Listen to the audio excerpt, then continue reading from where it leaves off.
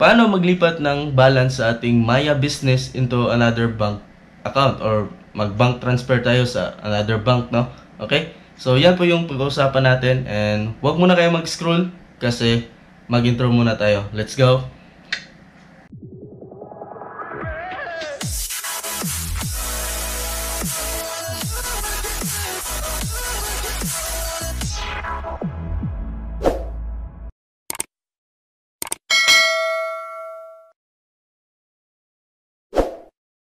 Yo, what's up mga paps and welcome back sa ating panibagong tutorial, no? So, ngayon, tuturo natin paano maglipat ng ating balance galing sa Maya business to another bank account, no? Okay, yan, kumusta kayo? And sana po okay lang kayo dyan, no? So, welcome sa panibagong tutorial natin. Ayan, huwag na natin patangilin ito. And let's go. So, sa mga wala pang Maya business dyan, ilagay ko lang po yung link dyan, no? So, gamit na gamit itong Maya business, no? Kasi pwede tayong mag-transfer dito ng pera, no? And ayan, sa mga merong negosyo is gamit na gamit ito sa inyo. Okay? Itong video na to is para po sa mga gustong mag-transfer ng balance, no? Galing sa Maya business into another bank account, okay? So, ayan, simulan na natin to kaagad, right? So, para makapag-transfer kayo ng inyong balance galing sa Maya business into another account, no? Okay, so punta tayo sa ating Maya business app, no? Okay, so login lang muna natin. Alright, so make sure na meron na kayong account dito. Sa mga wala pa, nasa comment section lang po yung link dito. Okay, so para makapag-transfer kayo, punta kayo dito sa wallet. Ayan, wallet, then scan to pay. So make sure na meron kayong isang account, no? So yung gagamitin pala natin na bank account is yung C-Bank, no? So punta lang kayo sa inyong C-Bank kung meron na kayong C-Bank or kung anong bank na meron kayo, no? So, screenshot nyo lang po yung inyong QR. Dito mga paps, no, is hindi tayo makapag-upload pala dito sa Maya business, no? Kailangan natin ng dalawang phone dito, no? So, sa case ko ngayon is wala akong isang phone. So, isasend ko na lang dito sa aking PC, okay? So, send ko lang muna mga paps, no? So, ngayon, nasend ko na mga paps, no? So, nandito na siya sa aking screen. Ayan. Scan na natin to. Ayan. Okay. So, scan error. QR code you scan is unsupported. Please scan a Maya business merchant, no? So, hindi siya pwede ma-transfer sa another bank, no? Via scan QR, no? So, yung gagawin natin, yung next option natin is mag-transfer ng bank. Okay? So, yung gagawin pala natin dito is punta tayo dito sa wallet, hindi tayo mag-scan to pay, no? So, yung gagawin natin dito is deposit to bank. Okay?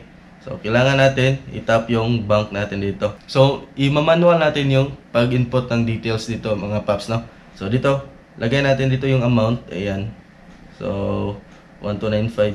So, sana yung makikita ito, no? Hindi siya ma-block. Basta, dito, kailangan nyo po dito, kailangan nyo po i-tap yung deposit to bank, no? So, lahatin natin to, 1295.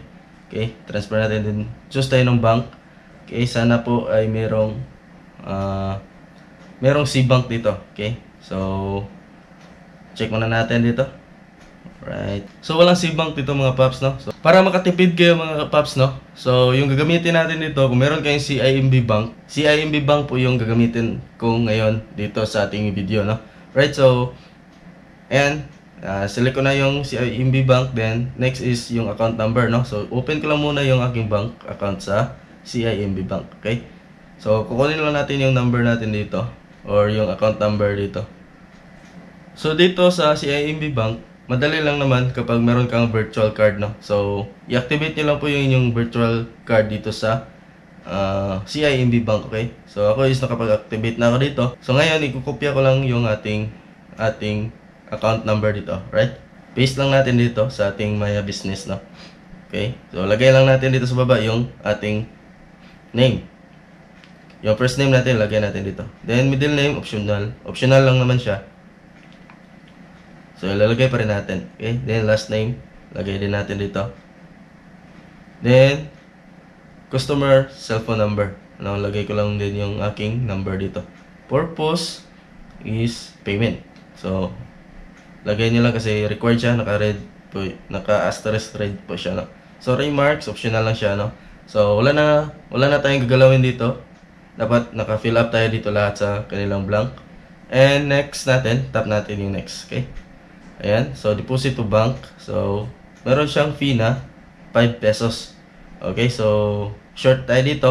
Kaya babaan natin yung ating amount na transfer, right? So, balik tayo dito. So, 1 to 90 na lang po yung ating i-send dito. Alright? Kasi meron siyang fee na 5 pesos. So, 1 to 90. Ayan. So, tap natin yung next. Ayan. So, 1 to 95 lahat-lahat, no? So, meron siyang service fee dito. Right? So, ito po yung details natin. Check nyo lang kung tama lahat. And kung tama na lahat, ayan, confirm nyo lang. Okay? So, do not share your OTP. So, merong OTP na magsisend sa inyong Maya Business na number na registered dito sa Maya Business. Okay? So, ayan, nag-text na siya. And kunin lang natin yung ating OTP. Right? So, ito na siya. So, 6 digits siya. And submit na natin. So, error. Deposit to bank error. So, hindi siya pwede ma-transfer dito. So, ayun mga paps, no? So, hindi nag-success yung ating bank transfer galing sa Maya Business into another bank, no? So, iwan ko kung anong problema. So, next video, kung makahanap tayo ng solution, is mag-update tayo dito, no? So, sa ngayon is hindi siya nag-success, no? So, hindi tayo makapag-demo kung paano natin i-transfer yung ating balance sa Maya Business into another bank, no? So, ayan, unsuccessful po yung ginawa natin ngayong video na to. And sana po makahanap tayo ng solusyon. And ayan, kita-kits sa next video mga paps kung nakatulong itong video natin ngayon. Don't forget to like, share, and mag-subscribe na rin kayo kung hindi pa kayo nakapag-subscribe para ma-update kayo sa mga panibagong video natin. Alright, so kita-kits sa next video.